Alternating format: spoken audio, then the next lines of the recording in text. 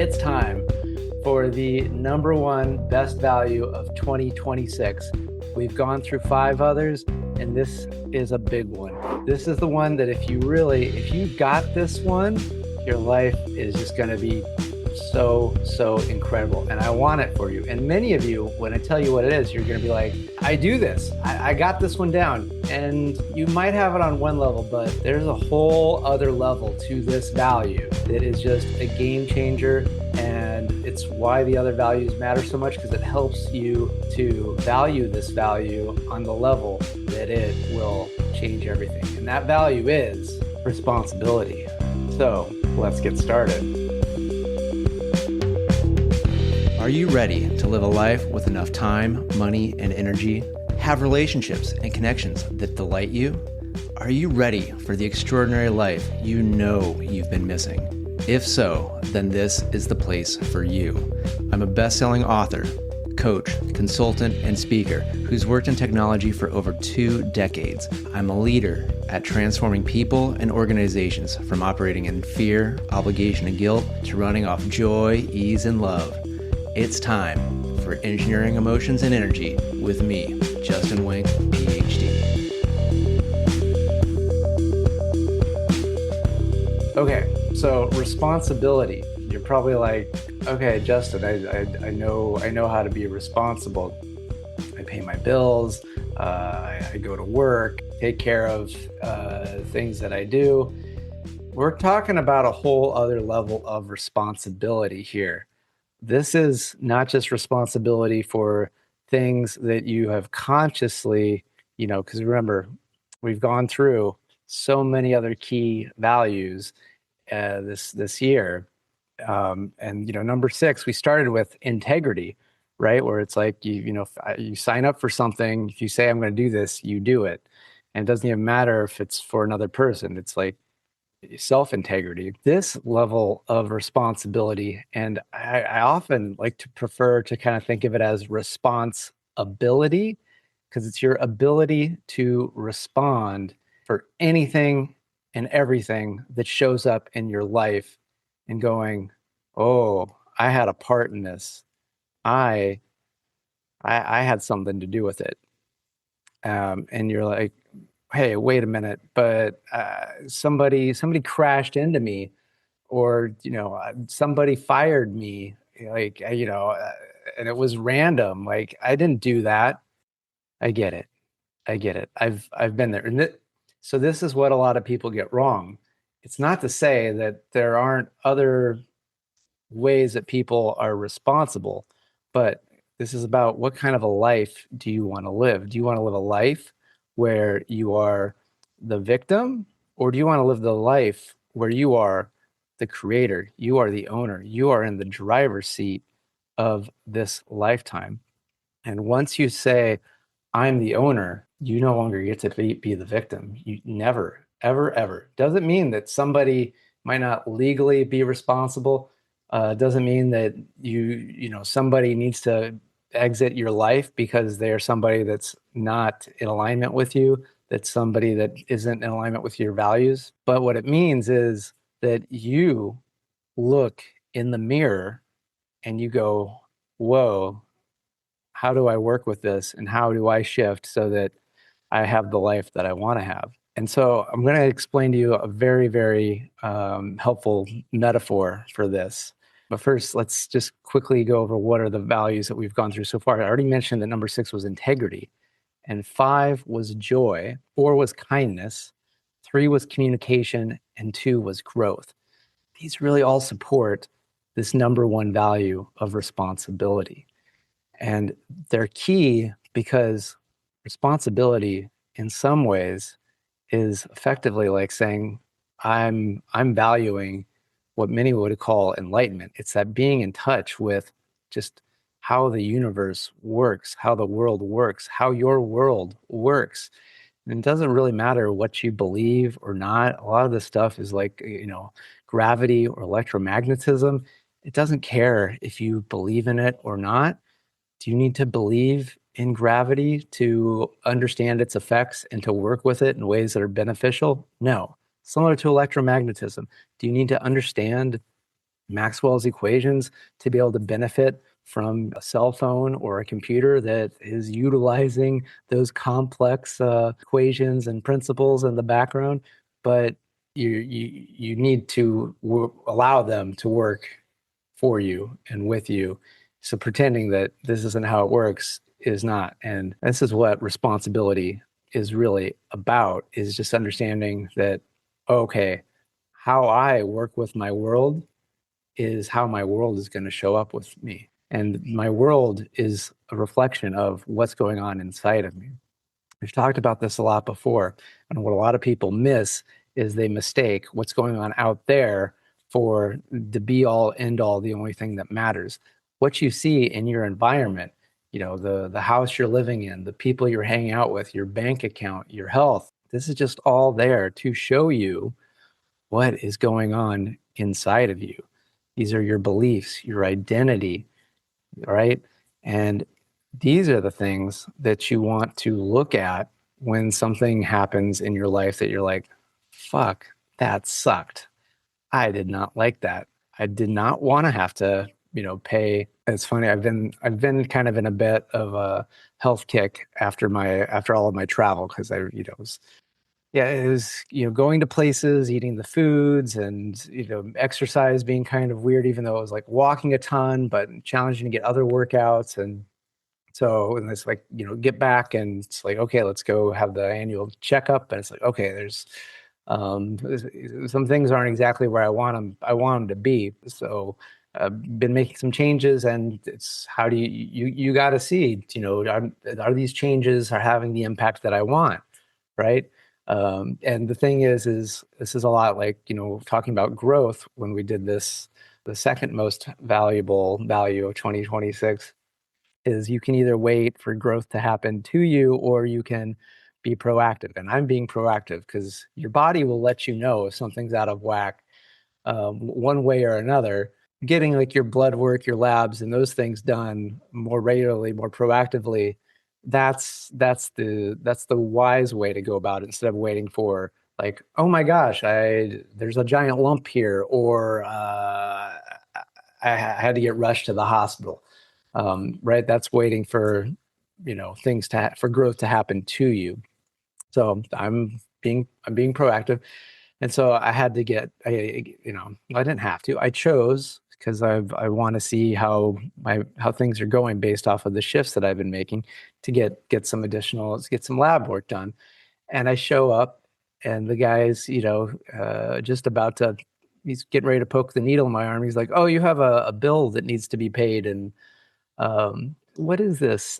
This is Quest Diagnostics, and I just, where they pay these phlebotomists are incredible, skilled people. Like I didn't feel anything when the guy finally put the needle in, but the fact that they make them do everything, they're the receptionist, and apparently they're also the bill collector. He's like, you owe $50. Looks like for May 14th, and do I not get it done if I don't pay? And I said, so I paid, but do I want that? No, but it's like, okay, was there a little bit of something that is expecting there to be something problematic when I go through something in the area of healthcare?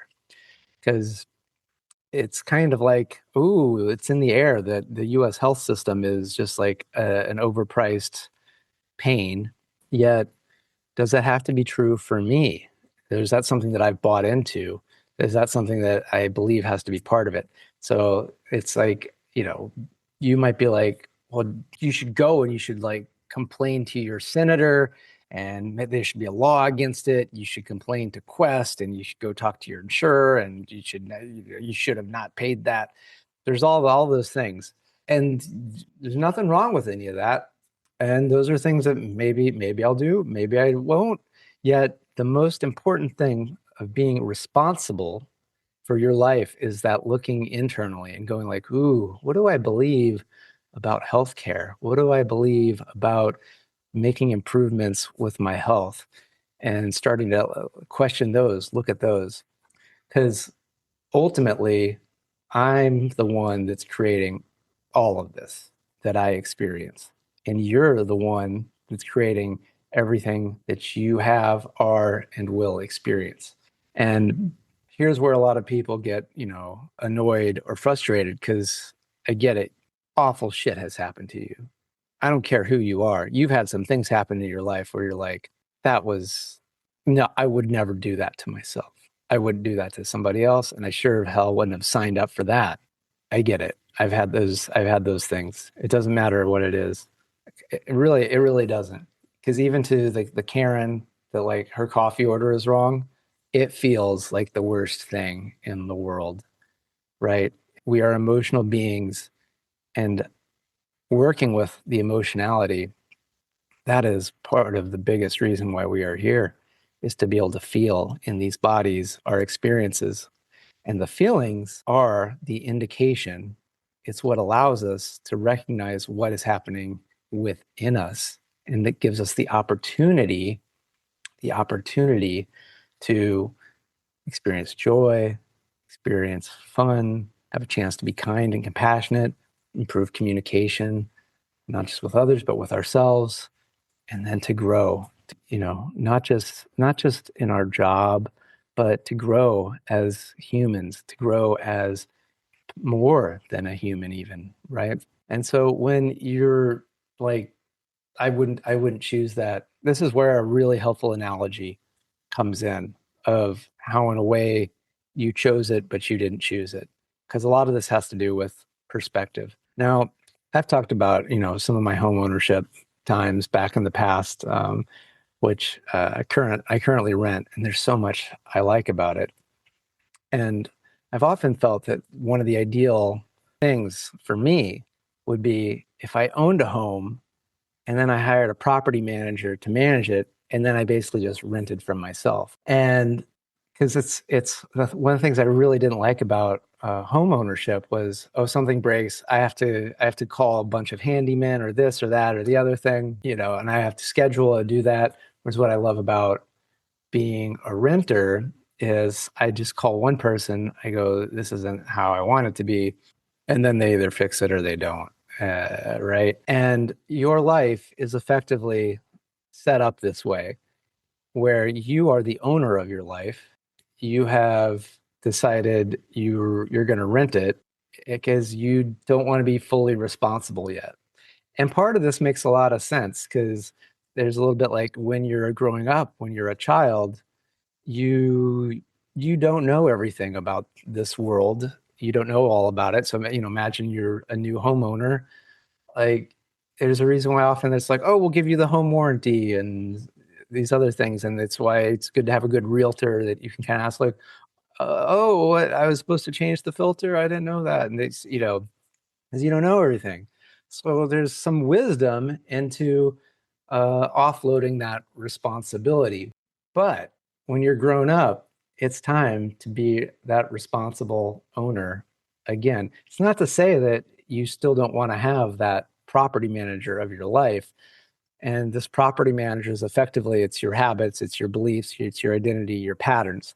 These are great because, like, you don't want to have to be worrying about every little thing. But what's happened is, as the owner, you basically stopped being the owner, and you were just the landlord, or you were just the tenant of your life. And you're like, hey, these shitty things just keep happening to me.